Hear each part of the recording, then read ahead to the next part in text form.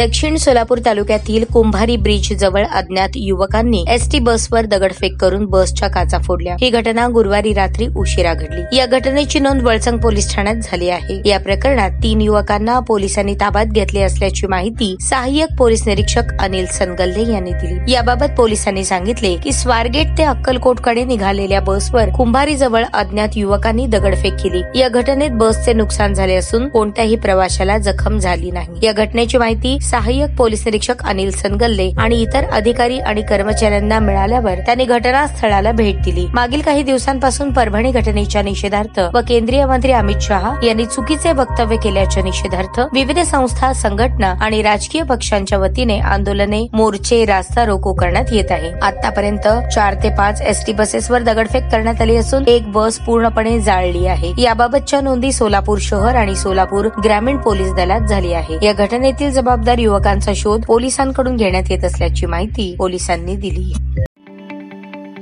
ताज्या बातम्या पाहण्यासाठी प्राईम महाराष्ट्र न्यूज चॅनलला सबस्क्राईब करा।